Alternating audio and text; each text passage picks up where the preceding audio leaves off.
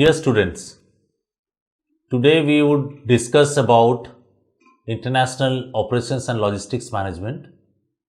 I had slightly made a change saying that let us keep this subject open to international business as well, because we all know that the world is now borderless and domestic and international business does not make much difference. Instead, the country like India is striving hard to have its presence in the international market. To start with, I will put this subject with reference to a case study, and I have taken a very commodity, and you can see here it shows paddy. Now, India is agricultural economy and rice and wheat are its main commodity, agricultural product that is being grown.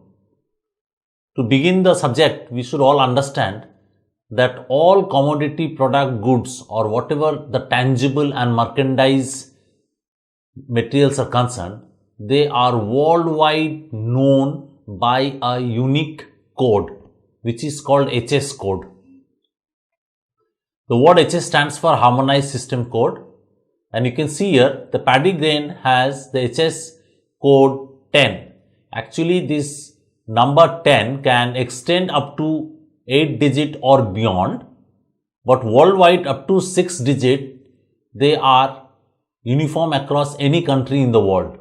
The first two digits like 1010 refers to the chapter of the HS code, and it indicates that 10 refers to paddy grain or which may be rice or wheat. Now, taking the example of a rice, you can see the HS code can be extended from 2 to 4 digit as 1006, which is the rice grown in the paddy fields, and after the paddy rice has been sowed, then the HS code becomes 100610. After you mill out the rice out of the paddy, and the HS code will further change, and I have given an example that HS code 10063020 is the polished rice. The same rice can be converted into puffed rice or flattened rice, and the HS code will accordingly change, right? If you prepare the rice into cooked rice, then further the HS code will change. But if you look into serving the cooked rice in a restaurant, then restaurant becomes service and no more HS code will be applicable. So, the platform to begin with is that we should identify all goods, commodities, products that we would buy and sell from any market, be it domestic or international, should be identified by an HS code. In fact, with the introduction of GST, HS code will gain further importance in coming days to see. Rice dependent countries, we have a list here, and especially if you find that the rice dependent countries include the Asian countries and the African countries as well to a great extent. So, we need to identify which are the rice producing countries and which are the rice importing countries, because the producers may also import, may also buy rice if they fall short of it, or may export rice if they have excess supply of rice. Now, why I am saying so? Depending on the countries from where the rice will be supplied, the logistics and the operations management will vary. The distance, not only the distance will increase, but the way logistics has to be performed and the way logistics management has to be decided will vary. We know that India and China are the two biggest producers, followed by Thailand, Vietnam, Indonesia, Pakistan and Myanmar. And international trade in rice is about 30 million tons. So it's not a small number, and it includes both white and polished rice as well, right? And the rice has different categories. Now, how do we transport the rice? We can see that in the value chain, we saw that if you are to supply rice, what you can do? You can bring the paddy grains from the farmer to a rice mill. In the rice mill, you can make bags of 100 kgs, take it to a warehouse.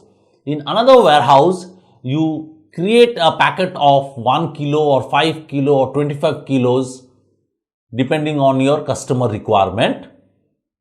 Now, how do you get the paddy grains from the farmer to the rice mill, right? You can bring the paddy rice here, or you can say if you are going across the country, say India is supplying rice to African country, like say Tanzania. So what will happen? You can make the rice in the rice mill here, or you can send paddy rice from here to the Tanzania, and from there you can mill out the rice from the paddy grains and then create bags of 1 kilo, 25 kilos as the customer want. Now, when you store rice in bulk, in large quantity, in loose form, the warehouse or the storage of the rice will look like what you see here, and it is called a rice grain silo, right? This rice grain silo, from here, it can be loaded onto a ship directly with the help of conveyor. These conveyors are closed conveyors, and from the silo it can be directly loaded. So what is the equipment to load the cargo? The conveyor. Where it is stored? The silo. So any commodity or product you want to ship, you have to think of how you want to store, that is the packaging.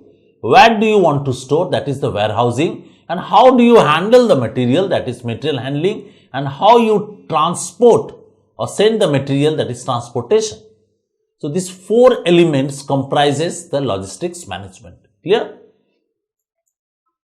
You see here the picture shows that rice is being sent by covered conveyor in loose form. It can be also called as blower, the grain loading using the conveyor, and it is directly being put onto the ship.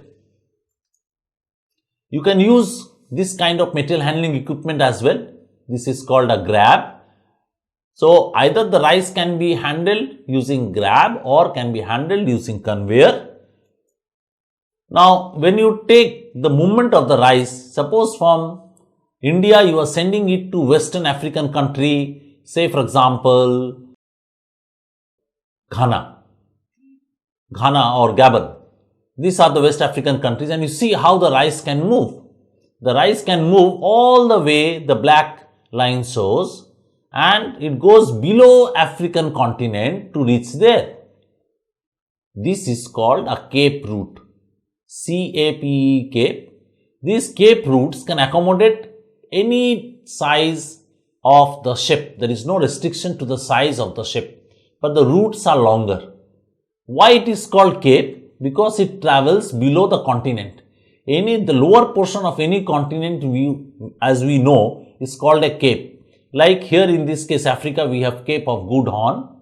In case of India, you have Cape of Good Hope.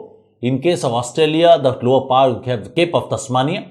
In below South America, you have the Cape of Magellan. So all these movement of ships from one point to another through the cape is called a cape route. Now, you can say that why instead of sending the goods, the rice in a loose form, you will put it in bags. The moment you put it in bag, the nature of cargo changes. From bulk, it becomes break bulk. What is the meaning of break bulk? It means that the cargo is packed in smaller units and each unit is to be handled separately. In the previous case, there was no unit of packaging. Everything was loose and free flowing, and that is why you could use the conveyors. Now, you have changed the form of cargo. From the bulk, you have converted into a break bulk. Now, as I said, where do you store break bulk cargo? How do you handle break bulk cargo? And how do you transport break bulk cargo? Are they same? The way we just saw in case of loose bulk cargo? Let us see. You see here, the bags are kept inside a warehouse, the grain warehouse. See, they are covered from all sides so that the bags are protected from the sun, rain and moisture.